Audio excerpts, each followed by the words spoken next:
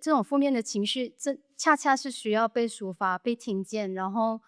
他知道第一有没有人安慰，那是一回是。事，有地方可以放出来，它主要所以我是因为觉得都是同温层，是咯，同温层多，他们可嗯，以互相的这个取暖。可是是，你在你自己的脸书或者是一些吹水站，可能一些跟你毫无关系的对。啊，他就会说一些不负责任、冷嘲热讽的话。对，你完全是无法想象长年累月面对这个事情，对那个照顾者的那个心理压力有多大。乐龄乐谈播客系列是由 Senior Courier 制作，感谢本期节目由东元中医诚意赞助。欢迎大朋友、老朋友和我们一起乐龄乐谈。在这里，我们通过对话凝聚力量，让长者和家属在乐龄生活和照护的路上彼此陪伴，一路有光。我是华珍。这一集的嘉宾呢，其实算是认识很多年了，但是呢，今天我访问他，不完全因为媒体的关系，是因为呢，他在脸书创立了一个叫做马来西亚家庭照顾者护援会的一个社团的一个账号，在脸书。今天的嘉宾就是算是老朋友了，曾玉玲。好，对，华真好，大嗯，家好。对，谢谢玉玲你来嗯。到节目，这一次难得聊，可能会 touch 到一点医疗的东西啊，但不完全医疗，也跟文化没有太大关系，但主要就是谈你在脸书专业办的这个护援会。当时是主要是这样，我在报馆的时候，我是负责这个副刊，嗯，然后副刊里面有一个养生版，然后后期在负责这个医药版，这个医视力版。在负责这个关于养生啊、医药方面的时候，当然会碰触到这个关于这个家庭照顾、这个老人的照顾病人的这个照顾。可是，在这些内容推出的时候，有时候我们会发现到，也有很多读者他们会有这个回馈，他们想知道更多，或者想问一些经验，甚至要找一些医生之类的。后来我们在想，报馆的页面呢就没有办法有限，应付这么多。后嗯，来刚好那个年代刚好这个脸书崛起，就马来西亚开始很多人用这个脸书，所以我们就想到，哎，不如就把一些内容啦，或者把一些读者需要的东西，我们就搬到这个脸书去。我们就开设了这个社团脸书，然后就除了把一些内容可以在上面跟人家分享，也让一些这个有经验的人，或者是有这个专业经验的人，或者有过照顾经验的人，他们就可以在脸书里面跟大家互动，然后嗯，做这个经验的这个分享。嗯，然后主要是社会很少这方面的资源，是。从过去到现在资源都不多，所以就变成说它变成了是一个寻找资源寻找这个询问的一个脸一个书平台，一个这样，平台。对。所以目前如果就是我没有记错的话，其实成立到现在已经有七八年的时间，我看大概有将近10年了，将近十这样年，时间过得很时快的。间过得很快，对对对因为你过得很十年。充实，所以一下子就过了。哇十年，这十年里面，现在脸书社团脸书的这个群体已经累计了有多少个，会员啊？我没记错，他大概有3万多人三三万多万多人的人了会员。，OK。然后大家都是要就是申请，就是要被就是管理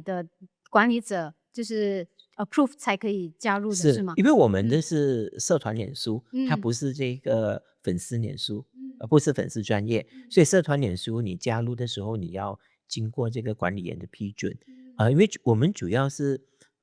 还是想了解一下，有时候会审核一下，因为发现有好多可能是一些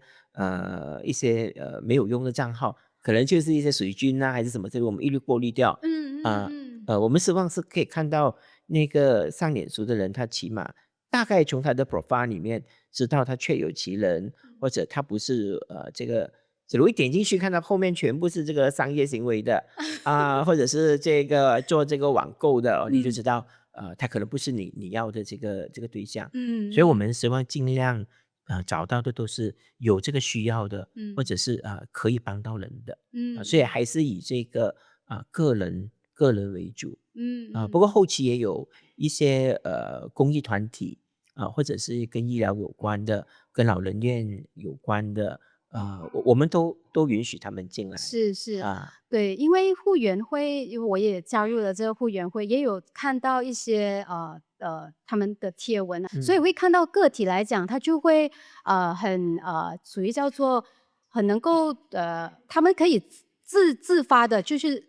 去求助。常常是求助啊，说，哎，我住在哪里哪里，请问大家知道哪里哪里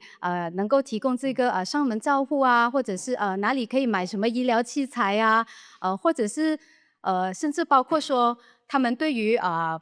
营养方面呐、喂食的困难呐、这些问题，他们都会在这个脸书的这个社群里面，就是提出问题。当然，你就会看到有一些人是经验哦，他就会说啊，我以前照顾谁的时候，家里的人的时候是怎么样怎么样去处理的。然后当然也会有看到一些人是像你说的，他本来就是这个相关服务的提供者，他有这个资源，所以你也是会允许这些人告诉大家有这些产品了，是吗？有这些服务。是我其实想要补充的一个就是说，嗯他除了是他们寻找这个资源，因为就像我刚才说，社会的资源太少，加上他们一些家庭照顾者，假如他的生活圈子或者是他的这个社会的接触面是没有经常接触医院啊，或者是相关机构的话，他们面对这个照顾家里的病人，他们几乎是不懂从哪里寻找这个协助，对，所以刚好这个脸书是可以填补这样的一个空缺。当然，他还有一种情况是说，就算家庭照顾者哦，嗯，他的时间都被这个病人绑住，是都在家里面，所以只有透过这个手机或者脸书，才是他可以接触外面的一个管道，所以无形中也吸引了一些这样的家庭照顾者来。然后在当中呢，我觉得他后来延伸了以另外一个功能，是我当初设这个脸书是没有想象到的，就是有很多这个家庭照顾者，他们本身因为高度压力，他们的这个加上来自病者啦，来自时间、来自生活、来自旁人的一些指指点点啦，嗯，一些压力，所以他们会在这个脸书里面发泄。发是，泄，然后有很多这个情绪。早期我们会觉得说，诶，这个会不健康吗？可是后来，大家在管理员们也想想说，他们也需要有个情绪的管道对，所以我们让他们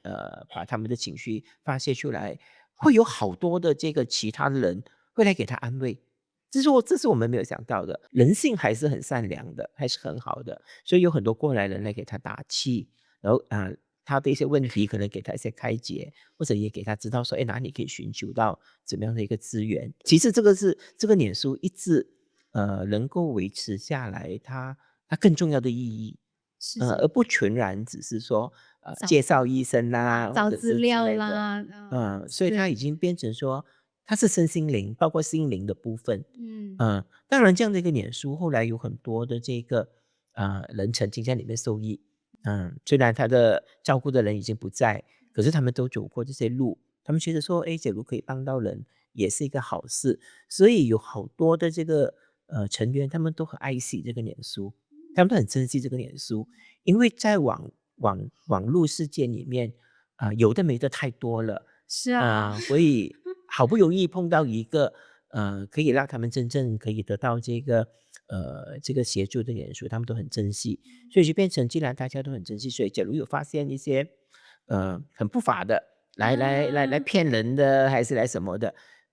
粉丝们都会群起而攻，他们都会嗯嗯，都会提醒我们说，哎，会这个有举报一问题来下这样子，举报一下，嗯，所以变成说，我作为一个当时的管理员，我作为管理员，我看到这个情况，我会有一种很安慰的感觉，因为好像是诶一个花园你把这个种子丢下去了，它长出的花其实不需要你去规划，剪草了，不用规划了，对。自然有喜欢这些花的人来和你一起照顾它。对，确实是你刚才有提到，就是心灵上的那个知识的那个部分，那个其实是很缺乏的。我觉得资料，我说资源，你可以通过就是上网、谷歌或什么都好，你都算是还能够有东西 pop up 给你选到。但是你说你要找一个地方是，你抒发你的情绪，别人是能理解的，因为在这个群体里面，很多人跟你一样经历是，过或者是经历这样的事情。虽然像你讲的，通常是负面的情绪居多，可是这种负面的情绪，这恰恰是需要被抒发、被听见，然后他知道第一有没有人安慰，那是一回是，事，有地方可以放出来、讲出对，来就已经是了。而且到底要选择，当然我们当然可以说，哎呀，我是脸书，就好像我们平常也会在自己的脸书、自己个人的账号发牢骚。可是你会知道，你的那个 friends，你的脸书的朋友，其实可能都是利益相关者，可能是你的家属，你有时候你像怕被批判啊，或怎么样，所以你就有一个这样子的平台，这样的一个护援会，它就真正达到了一个援助的援，那个心理上的护援的那个是。这个效用。它主要所以是因为我觉得都是同温层，是咯，同温层多，他们可嗯，以互相的这个取暖，可以互相对对的取是，暖，而且主要是因为同温层，所以你就会发现很少人会说那种冷嘲热讽。可是是，你在你自己的脸书或者是一些吹水站，可能一些跟你毫无关系的对啊，他就会说一些不负责任、冷嘲热讽的话，对，完全没有这个同理心。我也不理解啊。是你有是，经历过照顾者，老人也好，照顾病人的也好，你完全是无法想象长年累月面对这个事情，对那个照顾者的那个心理压力有多大。但是我反而有一点担心，就是我不知道你有没有嗯。担心过，就是有一些如果他的情绪极度负面到他可能在这个平台，他有反映出他有一些更负面的，可能会有一些轻生的一些倾向啊，这种言语啊，你们会有遇过这样子的情况吗？然后怎么样去处理啊？有的，我们有遇到过一些比较情绪比较极落，嗯，对对对，比较极到了一端的，个比较极端的。通常这些当然其他的粉丝朋友他们都会给他一些语言上的一些鼓励，可是假如发现到他真的轻生的念头很重的话，其实也恰好，其实脸书里面也有一些专业的团体，一些专嗯嗯，业甚至有一些精神科的医生呐、也在里面，或者是一些治疗师啦，他们嗯，都有在里面，都有在里啊，面有一些是他需要这些援助的时候，甚至会有人很主动的就把一些心理治疗师的卡片呐、名片呐都 post 上去，希望对他有这个帮助。嗯啊、嗯嗯，可是这个东西它还是我们还是回归到一个东西，整个脸书它只是让你可以找到一些 support，就是一些情绪上的这个 support。可是到最后能不能够走出来哦，嗯，还是取决于你自己。朋友只能够帮助或者是指引一个方向给你，或嗯，者可是我发现有一些是那种他到了几乎非常低落的时候，有一些人站出来讲话，我遇到过的情形是这嗯，样讲，或者跟他分享，他会觉得说，哎，我好像也没这么惨。啊，可能呀可能也有，OK，遇到的情况嗯更嗯嗯更更糟糕的，更嗯糟糕的，所嗯以基本上我觉得都还可以 handle，都还可以 嗯嗯嗯 handle。不过嗯嗯，这个东西我们也非常要小心，我们是哦，也提醒说，我们也很怕里面会遇到一些说，一些很奇怪的宗教，或者哦，是有的没的这些嗯，来趁虚而入，还是什么都有可能。所以我们管理员们都说，整个脸书我们一直在观察，我们大概有7、8个管理员管理员，他们都会常常的观察，发现有一些稍微不太对劲的，他们宁可就把它马上删掉，马上删掉免得它发酵。所以这个经营这个脸书也有这样的一个问题，就是说，假如你没有办法长期的一个人看住的话，你真的要好几个管理员来，大家来看，因为脸书不受管制，所以是。它有的没的东西真是防不胜防。防不胜防，嗯，那现在走了10年，然后中间肯定也帮助过很多人。那当然像你讲的那些问题也是潜在的一些挑战啦，属于面对啊，就是经营这个脸书的这个群体的一个挑战。那你觉得接下来这个会员会还可以再怎么样的发展啊，或者是怎么样强化它的功能吗？你其实有所以可能一开始你在开创这个东西的时候，可能没有想很远，但它就走了10年。那接下来你觉得还有哪一部分是会员会可以再提升它的功能和其实角色？我们是很希望这样的。当时设立这个傅园会，它主要是说，哎，让大家同文层的人互相的做这个取暖啊，互相的倾诉。可是当你来到了一个有3万人的一个组织的时候，嗯假如你不好好的善用，或嗯，者好好的结合这股力量，它其实是蛮可惜的。是啊，可是你有没有留意到，在马来西亚很多个领域的这个资源团体跟资源都不够。嗯跟这个各方面的资源都不够。所以我每次都很希望说，在碰到一些大课题的时候，应该有一些比较专业，有一些比较专业的这个人，他可以提出一些专业的意见。甚至因为我自己本身也在这个报纸里面负责这个副刊医药版。当然我也希望说，当有一些课题或者是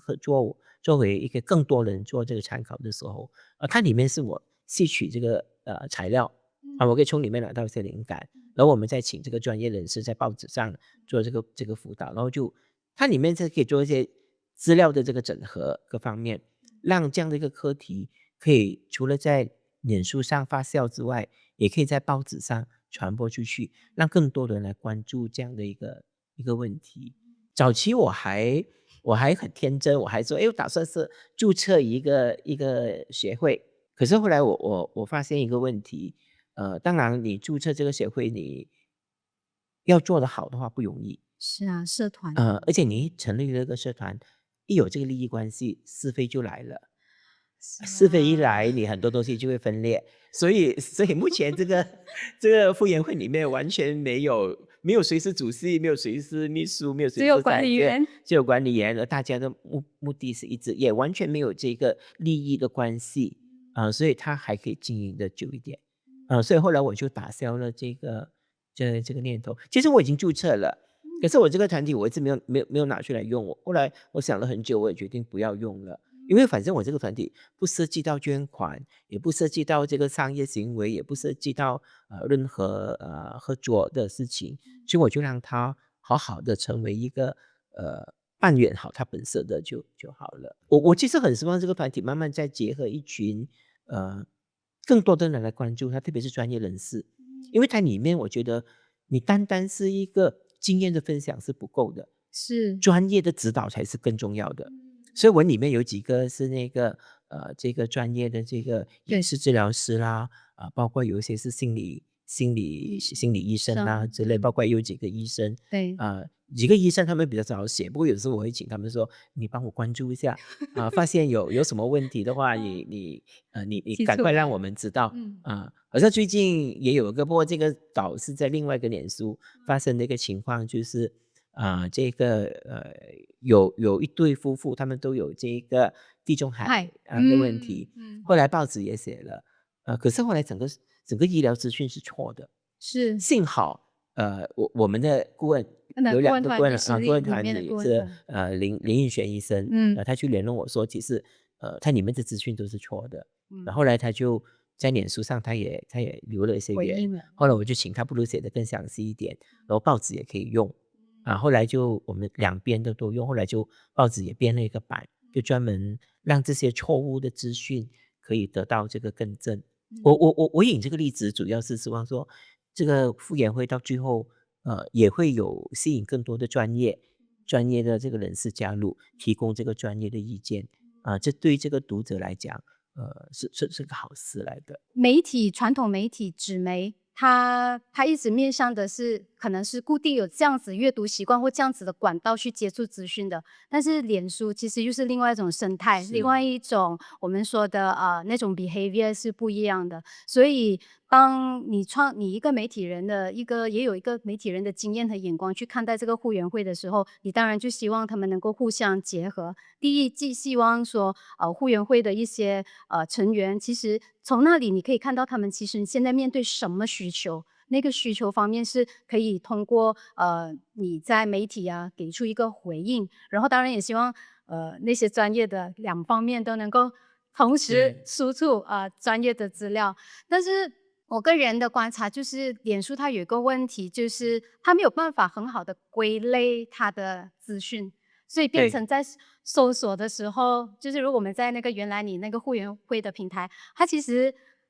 可能同一个问题，还是过几个月又来，或者是过几个星期是类似在重复，但是因为他们是没有办法做一个嗯。搜索引擎的这样子的一个情是，况，是吗？不过这个情况我们当时也有这个思考过，不过后来我们觉得说还是这样是健康的。为什么呢？就举个报纸来说，有时报纸医药版也好，他谈的这个病哦，怎么2个月后又来谈呢？3个月后又是同样的对，说病呢？的也是，事实上，报纸的寿命只有一天，嗯脸书的寿命更短了。它嗯，一有其他的东西覆盖上来就啊，划掉了。它就划掉了。可是你别忘记，每一天每一个小时都不断有这个新的个案，或者有这样的一个需要所以我们就说，哎，就让他在这个时候扮演他的角色就好了可能他被刷下来之后，什么时候有人又在需要的话，你就再上来吧就有新的东西。我印象中，我记得我曾经有个同事他就跟我讲说，玉玲你负责这个副刊哦，我觉得太多这个癌症的东西了，我看到很烦。可是他是读者吗？还他是我们是同事？的同事，同事，OK OK，后来我也没说什么，可嗯是后来1、2年后，嗯他自己后来很不幸自己有了这个乳癌，嗯嗯他就嗯，跟我讲说，玉玲，我现在才发现，幸好我找报纸，我马上找，很快报纸很快都有这样的内容。假如你这个内容还真的有你2年做一次的话，我可能就完全看不到了。后来是，我才提醒他说，其实不断会有新的这个人的需要，不断有这个，而且虽然他们的问题是一样的可是来去一样，可是问题是平时不留意，可是当你找到你需要的时候，你会发现刚好他也有在那么其实就他们的整个整个交流就共成了。可能就是会员会本身就是这样子，大家可能也会不厌其烦吧。虽然说上是个星期另外一个人才问过这个问题，OK，你问，可能真的会有那么一群人愿意这样子咯，不厌其所以烦的去。我其实没有，我作为一个管理员，我其实我并没有奢求说，哦，这个读者你看了这个东西，你要记很久，这是不可能的，在阅是是，读上是不可能的。对对，可是我只要他记着一个东西说，当我需要这方面的资源的时候，我在哪里可以拿到是，我觉得只要达到一个这样的目的，我基本上就任务就完成了。而且这个可以去哪里找，这个哪里又是可信赖，相对是可信赖的话，那更加就是角色上就是完成了你所谓的，诶，我们就是赋予它这样子的功能嘛，是是是，是是，它是一个服务性，有点像服务性，就好像嗯，你不需要知道每一间医院的这个 ambulance 的号码，可是你只要打999啊，对，他就会告诉你你在哪里可以联络到这样是就可以是是，了。嗯嗯，嗯。那其实回到我不知道那时候10年前你创立的时候，那当时你本身是一个也是在扮演着一个类似这样的角色吗？就是一个家庭的照顾者的角色，可能家里有长者是是，因为当时我负责医药版，在工作上负嗯责医药版，加上我自己的这个生活，然后当时我父亲生病，需要照顾我父亲，然后我自己也走过一段是呃因为我在报馆里面工作，其实我知道的已经有很多这方面的这个资料，可是当我真正碰到的时候，我还是觉得说，这些资料是不够的，甚至有些资料很可能就是纸上谈兵，纸上啊，谈兵。可对，是你真正要有经验的人分嗯，享他的那个经验，那个才是最重要的。所是是，以后来我就觉得说，哎，让大家可以互相的这个分享。我甚至当时我在谈一下，当时我想成立这个团体的时候，嗯，我其实想到，哎，让大家可以出来见面还是什哦，么？还要有线下，呀呀，嗯，可是后来我想想不行，其实哦，也不太可能做得到，为什么你知道吗？因为很多家庭照顾者，他其实是走不出他的家的。你从此我曾经试过办1、2场讲座给这些家庭照顾者，我就透过报馆的活动鼓励他们来参加。可是后来很多人告诉我说，我哪里走得开？我家里的病人在躺着，如果我可以出来听你的讲座2、3个小时的话，我就平时就可以出去呼吸新鲜空气了。所以嗯，后来我才发现，原来只有他们只能够很多家庭照顾者的时间是被绑住，他们真的只能够在家里可能透过电脑、透过手机来作为一个窗口，来呼吸一口新鲜空气或者对外。所以刚刚好这个脸书、电脑、手机的功能就能够弥补了这个缺憾。所以我说我们就不是那种所谓的合唱团啦，可要有以出来每个线下月每个月这些聚会，机会，每个月交流，后来我们就嗯。完全打消不做这样的这个工作。是是，对嗯啊，如果你没有提，我也可能也不太会想到说，哦，对哦，这些人反正都在平台上已经嗯可能都是认识了，在某个程度上哈知道这个人是谁这样子，有过一点什么经验，因为他在回复的时候可能会提过自己的一些经历，感觉上是认识的，但可能就从来没有见过面，除非他们私底下有私是讯啦，是是，你有听过这样子的情况吗？就是说有私讯，哎，告诉你，哎呃呀，也谢谢你创造这个平台哦啊，我们就结合就是构成了怎么样的姻缘啊，就是哦。成为朋友，有这样子的故事吗？有的，有一些人他嗯在他的照顾者已经去世之后，嗯他可能情绪已经平复下来，生活也回归到这个轨道的时候，有时他们会回来谢谢他。当然，他主要是谢谢曾经在一路照顾的过程中，曾经给他打过气、给过他指导的人，他们都会来谢谢。然后有一些甚至是说，他也愿意成为援助其他人的那个人。所以它里面都有这样。不过我们会作为管理员，有时我会跟其他的管理员分享说，就是他愿意回来打个招呼，其实就够了。我们不要把这个因为他应该走出去了，他应该离开这个这他应该离开这个这个圈子团队当然，OK，他可以回来关心或者给一些意见，可是他不适合沉溺在里面太久。因为他嗯，讲，除非是他打算从事这个行业，对，不然他沉溺在这个圈子太久，他没有办法割舍掉他的一些过去的一些悲伤，可能一些情绪，他还会在。所以我常常说，我们这个脸书复原会，它只能够扮演一个在某个过渡时期扮演着阶段性的这个任务。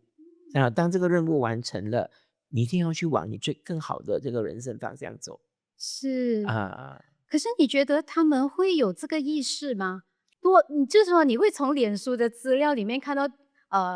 离开群体的人，这个多吗？还是说其实他一 join 就没有什么人出来过？哦，没有，他离开这个群体了，他有些会回来关心，后来嗯，因为曾经大家有嗯，点像校友会的感觉，对，他毕业了，他嗯他嗯他他回来，嗯，可是我们通常当然也会跟他，也是常常留言的，我们认识都会跟嗯，他说一些 hello 啦，还问候，还还是什么嗯，之类的，可是假如他愿意来当管理员，表示说，哎，他愿意长时间或者比较经营着，我们也非常的欢迎。嗯，不过我们其实是有时会字里行间还是暗喻说，哎，你去找你更好的，因为他悲伤一定会走过的，就好像嗯，这个伤亲一样，失去这个亲人，你会有一段低潮，你照顾的时候你有一段辛苦期，可是你时间过了，时间是最好的这个疗愈他过去了，时间过去了，我们就祝福他，祝福他，嗯，他也会走过。当然，有些人是过了，他不再回头，那个也没问题，是啊因为他的是啊，人生他觉得往前走更好，那么我们就一定祝福他。对对，所以在里面就不需要有太多感情的牵绊。你嗯，经营这个脸书，假如你对每一个个案你都放入太多的感情感，情的话，就是你的辛苦。因为太共情啊，你会是是，每一个都当成是你认识，感觉是你认识的朋友，你的亲人的感觉，是确实同样好像不容易，医生跟护上万士这样，人啊，你不能够因为病人死了，你就觉得说你失败，或者是说对，你也陪是是，着他没有办法站起来。所以我们有时整个脸书的这个功能就是做一个摆渡的角色而已，帮你渡过了，你到了岸，哎，你就继续往前走，我回去再摆渡需要的人，就是这样一个没有很大的这个使命还是任务，就是像一个撑船的渔夫就是这样而已。我觉得你这个形容很好，嗯就是他很好的总结归纳了这个护园会他的一个角色。然后你像你讲的这个摆渡，我们有时候作为一个摆渡人，就是我作为医生，我以前在看病人的过程，我其实也没有真正想过，其实自己是类似这样子的角色。当然，有时候我们会有一些真是因为长期都在看的，有建立了一点情感的，然后他们可能甚至有你的号码的，你的手机号的，然后告诉你离开了，然后结束了。其实每一次都就是一个不能说是一个消耗，但它肯定是一个会有扯到你的一个内心的感受，你会受到牵扯。然后如果我在想象，如果是经营像你这样子有3万多人的一个平台，如果每一个都因为故事都是辛苦的，很必须没有办法否认，它都是带着一个这样子的负担来。我也是很难想象，如果我们过度的去把这个东西变成一个自己的责任身上的一个压力跟重担，也会让这个管理员没有办法持续的经营，这是一点。第二，那个氛围，那个 message，也肯定是会沉浸在那种把大家绑在一起，然后是取暖，但是有时候也是来大家一起沉下就去，一起沉下去，一起沉下去的感觉，确实是这个是要很大功夫的拿捏啦。你是心态上一直是这样，还是说其实中间有慢慢调整过？可能我有我的宗教的关系吧，所以我对整个生命的看法就是生老病死是必然的，而加上我自己照顾我的父亲母亲，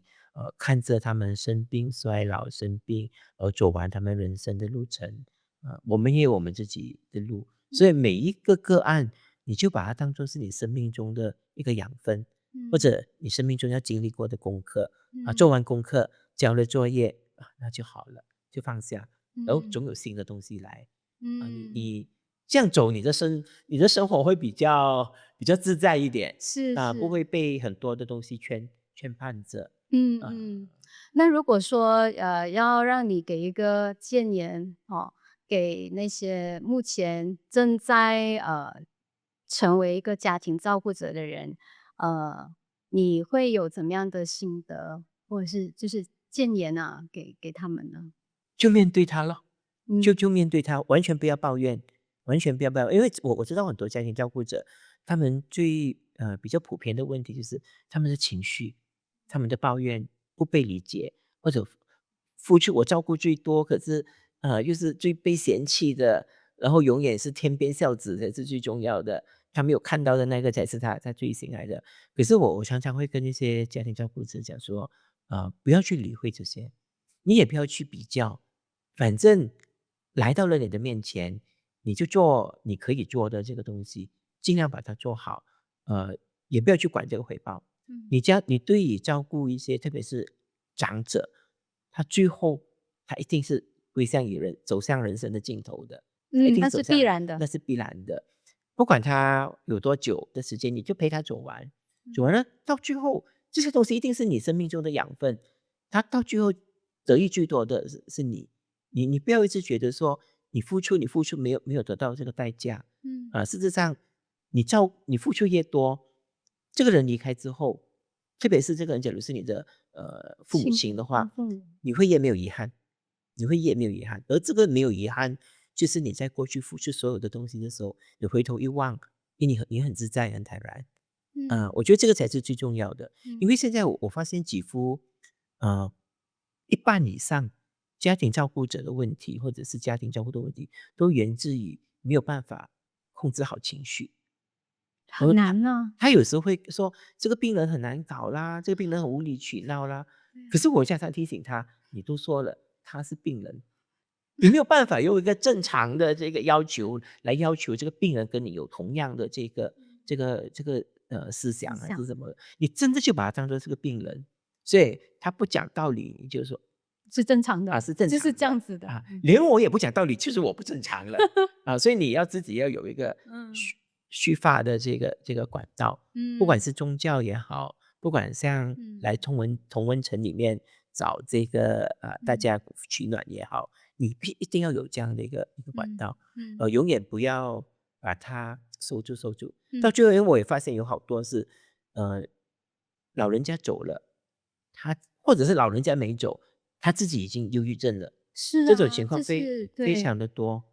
所以我就觉得说这个脸书这个组织，当然我知道也开始有一些团体在成立，也嗯有一个类似家庭照顾者的有一些人就说，哎，他们很有个心态说，哎，又有一个地方成立了，是你们的这个对手啦，还是什么？我说，哦，你千万不要这样想，我们希望更多人成立，只嗯，要你是正派的，你更多人成立，让这个管道更多，让是社会资源更多。是我甚至很期望说，我们的社团、我们的政府，他们也来做这个东西。是，你必须要越多人做，到最后你会发现，哦，已经有人做了，我可以不做了，哦，我嗯可以去做其他东西了。所以完全不要以为说你做出来了这块东西就是你的，你要扒着它。你这个心态，假如有这样心态的话，其实我觉得可能就这个心态可能不太正确。对，都嗯，毕竟也不是什么生意的东是西吧，是而且肯定是希望越多人去提供这个资源。当然，像你讲的，也呼吁在政府啊，在政策上能够支援这种社团这种服务的一个诞生。所以应该是希望越多资源越好，让大家觉得照顾者其实是处处被 supported 的，就是是，是那种感觉咯。然后我觉得确实像你讲的，要能够不埋怨其实是很难啊，完全不埋怨是很难。但是每一次埋怨过后，你心里也会不好受，其实。然后在这种时候，最好的就是去抒发，找到一个像护园会这样子的一个平台，找到能够理解你、跟你经历过类似的事情的朋友、同道人，可以理解你，然后聆听你。那每一次抒发了，又继续，又再继续，然后到最后，我相信很多人经历过、走过这一段路，包括你走过这一段路，也必然觉得中间纵然有自己做的不够好的地方，肯定会有一点觉得，哎呀，好像有一点愧疚啦，有一点这样子，哎，我觉得我可以处理得更好。但是到最后的时候，你完成这件事情，你回头看，几乎大多数人都会像你讲的，没有遗憾，能够尤其是陪伴自己的父母做这件事情，那种没有遗憾，才是能够让你在事情结束之后真正释然，然后也觉得，哎呀，这一趟它其实是一个养分呢、是。这是可能大家你目前如果还在经历这的时候，你可能很难体会这件事情。但是当每个人走过这段路都在告诉你同一件事情的时候，你就姑且相信，你到了那一天，你会有同样的释然了。这一个可能就是我们可以跟这些家庭照顾者互勉的部分。是的，马来西亚的这个资源实在太少了，太少了。马来西亚的社会资源实在太少，所以嗯他真的很需要更多人来照顾这一块这个领域。是啊，这也是为什么这一集我们邀请到玉玲上来，然后也就是为什么我们会特地设立这样的一个 podcast 节目，来专注的谈老年乐龄生活还有照顾者的这种心路历程。甚至我们希望接下来可以做更多的集数，然后去好好的也是把这些资源呢作为一个平台，让更多的人去关注，然后去谈论这件事情，然后让大家觉得你并不孤单呢、对吧？是，是的，那非常谢谢玉玲，好，然谢谢华后珍。呀，也谢谢大家收听这一集的乐龄乐谈。